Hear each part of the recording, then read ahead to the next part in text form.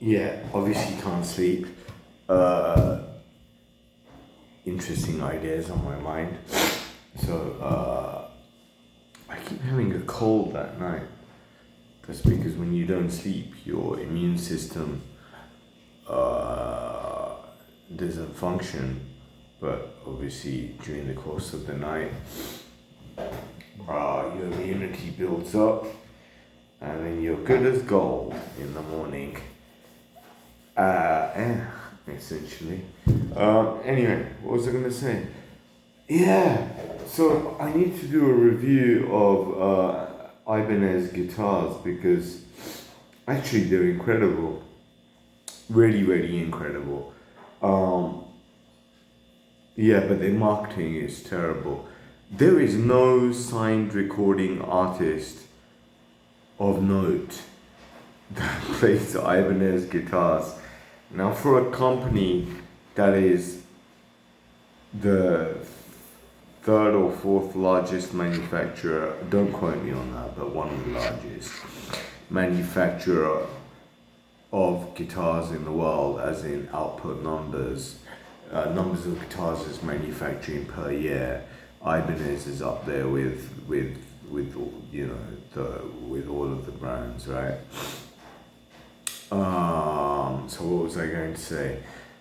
How can a company that produces guitars to a level of innovation and technological prowess not have a single artist that plays their guitars? Yeah, you've got Joe Satriani or whatever the hell his name is, and Steve Vai, but they're anomalies because they're just virtuosos. They're not songwriters. Um, yeah, they can do a few tricks on the guitar, but they can't write a song. They can't even write a riff. How many people could name a Steve Vai song or a Joe Satriani song? Not many. So yeah, that's the first thing. It's just basically terrible marketing, and that's something where Americans actually really excel in. Yeah, I mean it's just pretty incredible.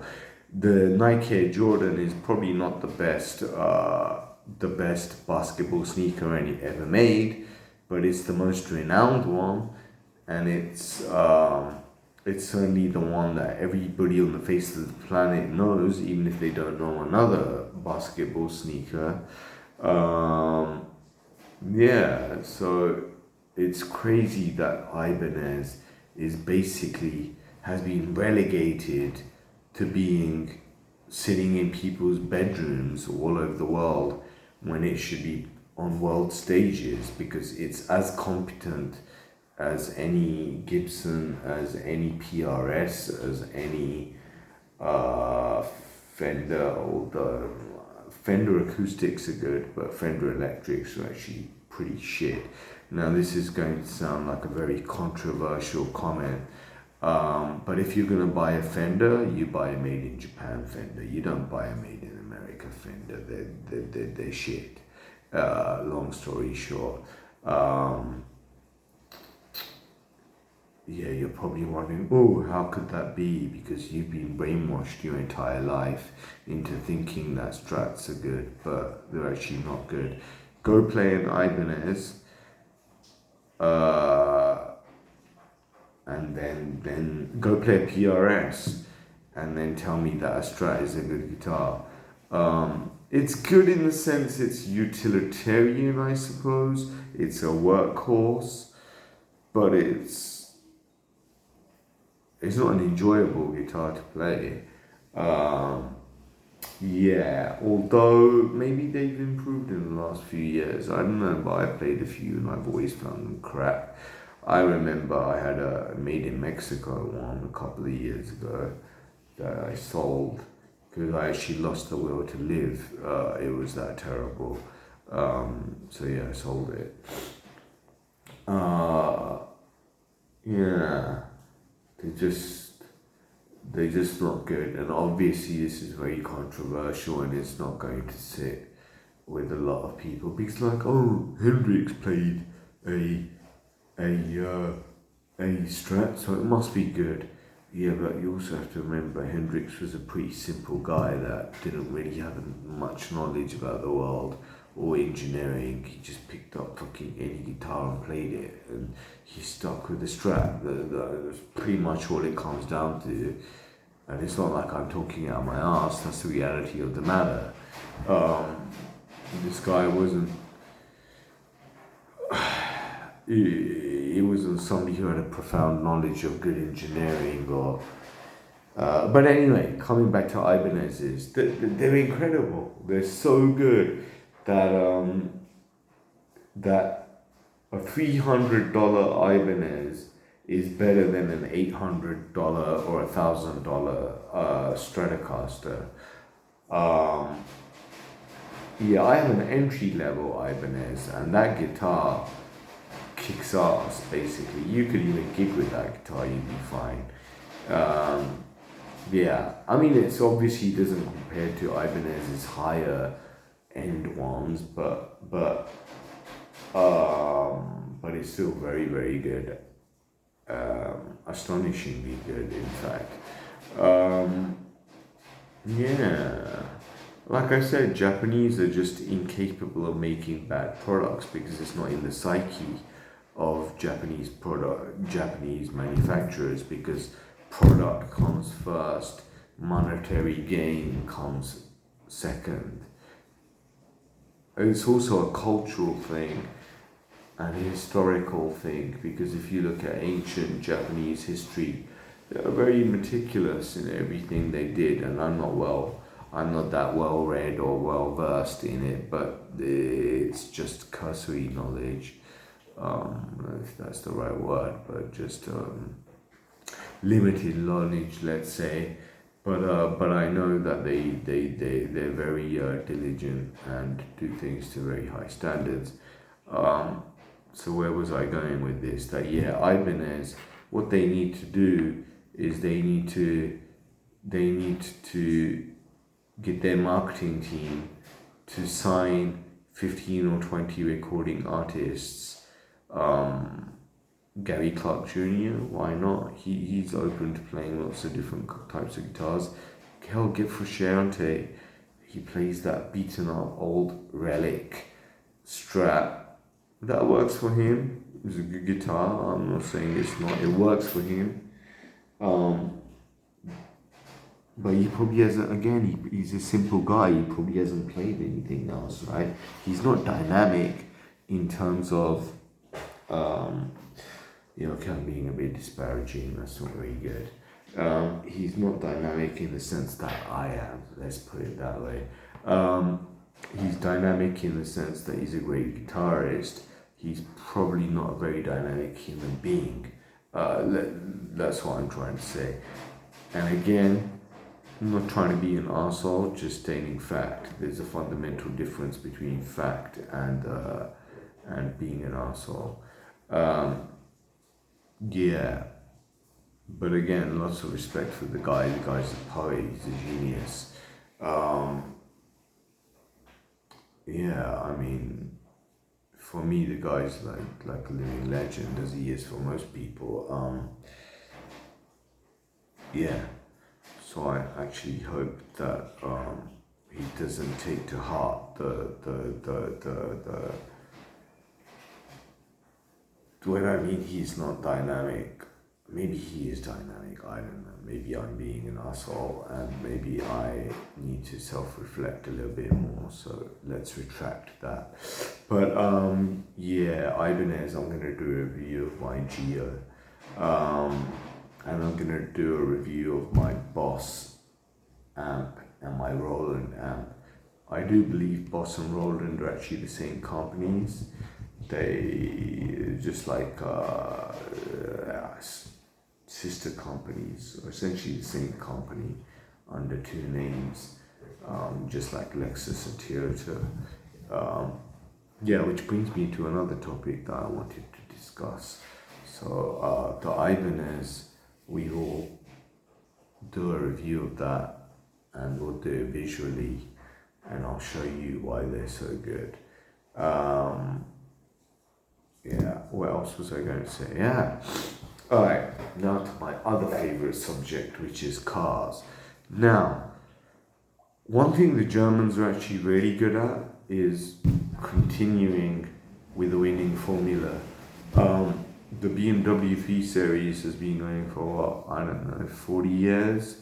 The VW Golf has been going for 40 years, if not slightly more now. I think they had their 40th anniversary edition released recently, if I'm not mistaken, or maybe 30th anniversary, but anyway, it's been going for a long time. So when they know something is good, they will continue to manufacture it. Now, we have cars like the Honda Integra DC2, which was absolutely incredible. Why did they stop building that? It doesn't make any sense. It wasn't a particularly expensive car. It had seats in the back. It had a phenomenal VTEC engine. There was no reason to stop manufacturing that car. Yeah, there's no way they were losing money on it. And even if they were, well, then figure it out, make money on it. What else was I going to say? That's only one example, the DC2 and the DC5. Then you have the Honda S2000, which is the predecessor to the Mazda MX-5, which is just sublime. 230 brake horsepower from a small little car that red lines insanely high, which you have to love about Honda engines. They just scream. Yeah, I mean, the best engines in the world are Honda engines. I mean, that's a given. Look on any speedboat, like I said the other day, Honda engines are absolutely phenomenal. You're not going to find a BMW engine on the back of a speedboat because they're not built properly. You're not going to find an Audi. I actually owned an Audi TT. Good car in terms of it's fast. Good car in terms of it handles impeccably. Good car in terms of its quattro system is absolutely amazing. Good car in terms of is it built properly? No, it is built atrociously actually. I'll give you an example. I had that car not for a very long time, only a few months, because I wanted to drive the hell out of it, which I did. Yeah, I took it to roads where there were no police, no cameras, and you know, no people. So the only person I was ever going to hurt was myself. But I'm actually I always look into corners before I take them. So and drive quite defensively but aggressively at the same time, if that makes sense. Yeah. So anyway, you have the Honda S2000, you have the Honda Integra DC2, the Honda Integra DC5, the Honda NSX, which at the time was revered as being one of the best supercars of all time. And then they brought out the shitty version 15 or 20 years later, because the original came out in the 90s, and then the second iteration came out. Well, they obviously facelifted it, but the second iteration came out in, I think it was only 6 years ago, but it never sold. Nobody ever bought it. They probably only manufactured a couple of thousand, and it's probably sitting in people's barn collection, collecting dust, basically. So that was another stupid decision by Honda. But Japanese manufacturers aren't the only ones to make stupid decisions. The BMW M8 could have been an absolute legend, but they never marketed it as the BMW M8. I'll find the YouTube documentary on it and send it. Put the link below and put a lot of links below actually, because I obviously touched upon a lot of topics here. Yeah, that had potential, the M8. Although I'm not a big fan of German cars, because for me, if something is not built properly, then I want to touch it basically. Doesn't matter how good it looks. Yeah, if it's not made properly, then I'm not going to touch it. Some people probably will. They'll forgive that. They'll buy an Alfa Romeo because an Alfa Romeo has insane amounts of character. But if you take it up a country road, or a longer country road, or up a country road, it could be either, it's going to break down eventually, pretty much very quickly. And I don't like things that aren't made properly. Yeah. So if I was a guitarist or a musician that was already successful and already a multi-millionaire, then I would ask my agent to just speak to Ibanez and say, look, give me $10 million and I'll play your guitars, because it's a win-win situation for both parties. Ibanez is never going to have any renowned guitarist playing their guitars, because that's like suicide.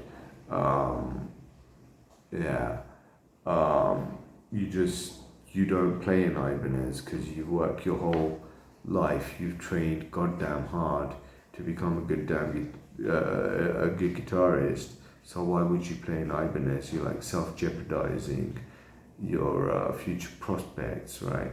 So it's a big problem that Ibanez has actually. I don't really understand why 20 or 30 years ago they didn't just sign lots of artists other than those stupid shredders. Basically, they are pretty stupid because all they can do is shred. It's a skill. I'm not denying it's a skill, but it's shit. It's not poetry, let's put it that way. They should have thought about that, but this is again where the Americans excel, right?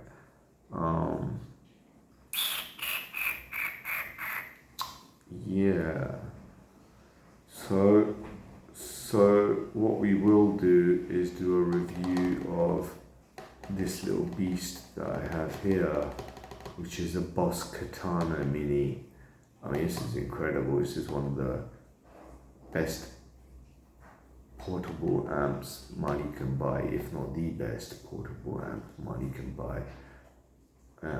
And then the Roland Cube 40 is packed with features that no other amp even comes close to the level of features it has.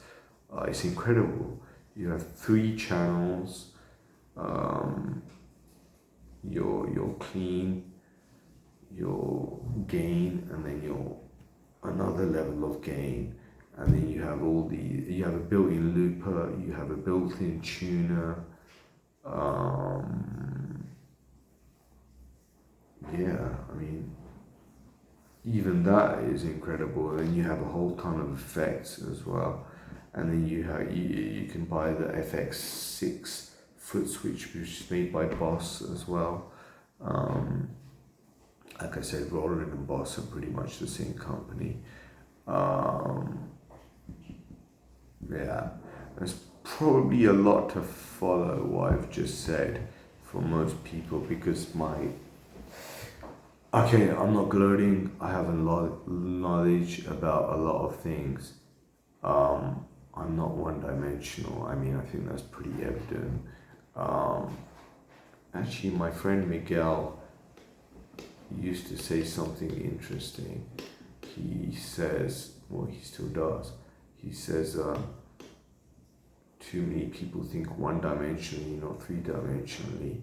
and I actually didn't really understand what he was trying to say at the time. I didn't understand. I'm not at his level of philosophical understanding, but now it's kind of starting to click what he was talking about. So you look at things on a linear plane as opposed to looking from above. That's the way he described it, which I think is a pretty good analogy. Not pretty good, it's a very good analogy. Yeah, I should probably stick to one topic rather than meander across a range of topics, because you'll just lose people that have no concept of what I'm discussing. Yeah, but anyway, Ibanez.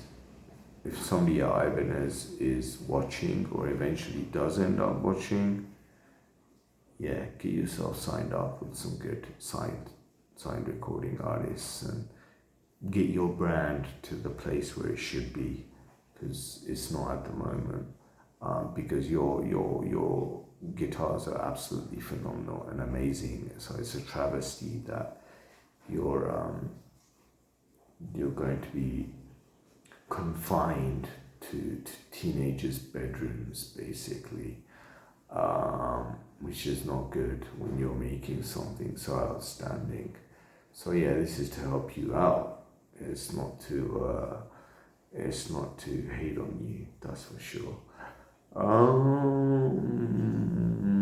Anything else? No, not really.